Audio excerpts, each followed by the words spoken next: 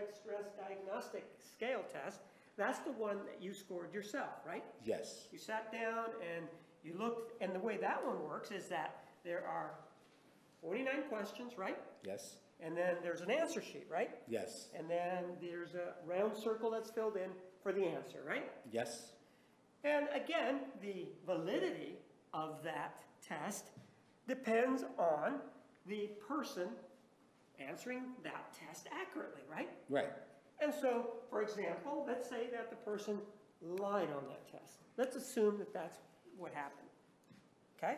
With Yes. regard to a PDS test. Wouldn't you agree that that would invalidate the results of the PDS test? Yes.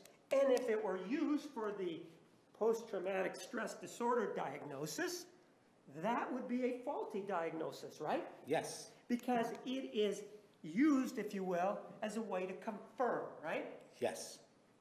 Well, in this case, isn't it true, sir, that with regard to this PDS, the defendant lied on it? No, that's not true. There's also a part of this test that includes the questions, doesn't it? Yes. If I could have that. Where is that? I don't have it with me, apparently. Well, why don't you have it with you? I must have left it on my desk. Must have Sir, left it on my desk. isn't it important to have a complete file so that you can answer whatever questions come up? And sir, if it was done by you and you were going to score it yourself, why did you use a pencil? Why did I use a pencil? Yes, instead of a pen. I prefer to use a pencil. And that's so that you can make some changes on it, if you want. So are you implying that I cheated on that test? No, sir, I'm asking you some questions. However you want to take them, it's up to you. I'm just asking you some Okay, ask me questions. the question again. And the fact that at the time that you administered the PDS, she was still telling you that it had been the intruders who had killed Mr. Alexander.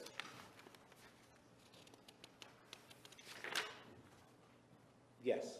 So with regard to the first question, the person who's taking this, in this case the defendant, is asked to identify whether or not any of these events, serious events, have occurred in their life, Throughout right? their lifetime, correct. Right, because these kinds of events are the kinds of events that trigger these responses that we've been talking about. Loss of memory, right? Yes. That trigger the foggy memory, right? Yeah. And, for example, the first one says, serious accident, fire, or explosion.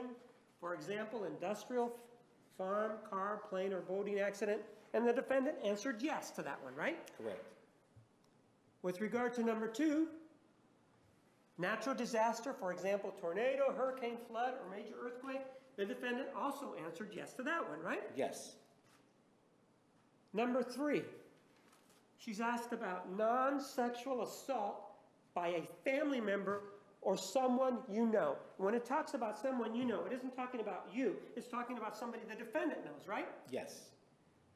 And it says, for example, being mugged, physically attacked, shot, stabbed, or held at gunpoint by someone you know, right?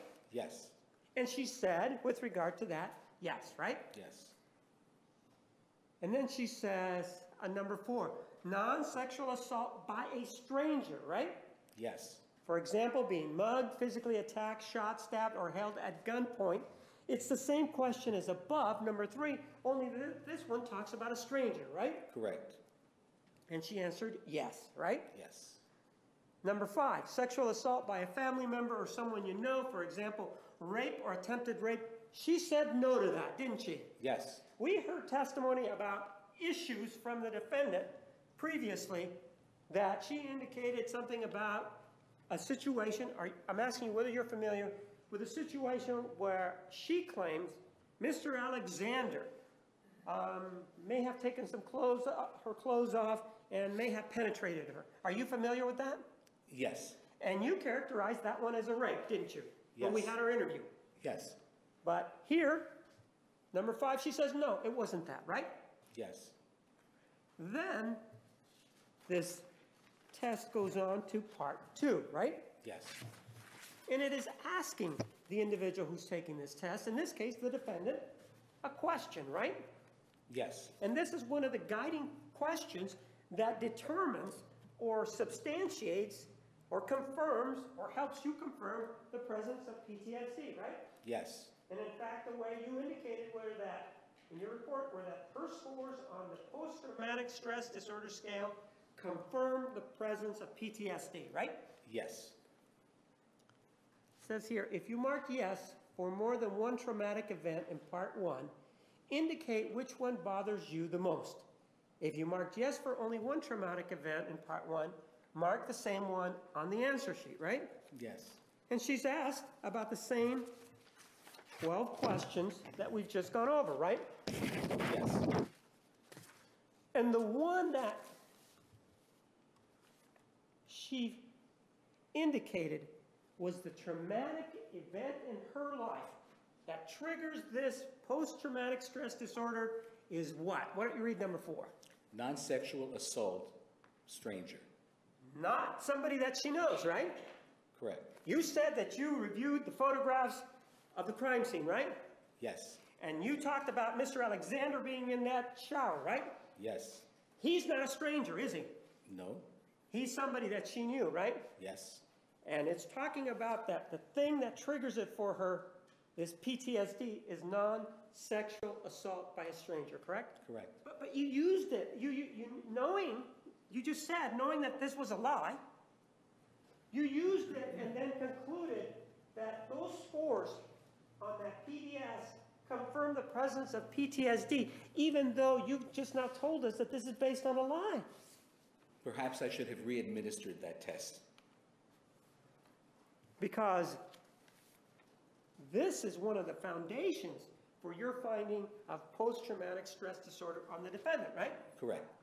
The validity or this test really is only as good as the person who is telling or filling it out, right? That's true. So if they're lying, then the test is not very good.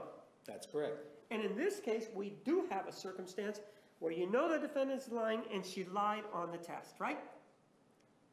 Well, her answers didn't reflect what we ultimately discovered. Right, so she lied, right? Yes, or her answers may have been consistent with the story Well- she was telling. Well, 533,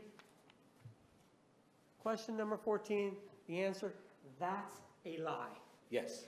And she was given many choices, including right above there, non-sexual assault by someone she knew, right? Yes. So that is a lie, right? Yes. It's, well, again. Oh, hold on, sir. Oh, sorry. One of the things that the defendant told, or what the defendant told you was that this story about the strangers was fiction, correct? That's correct. And that, in fact, she had been the one to actually kill Mr. Alexander, correct? Yes. And yet you did not administer another PDS, correct? That was an oversight, and I should have done that.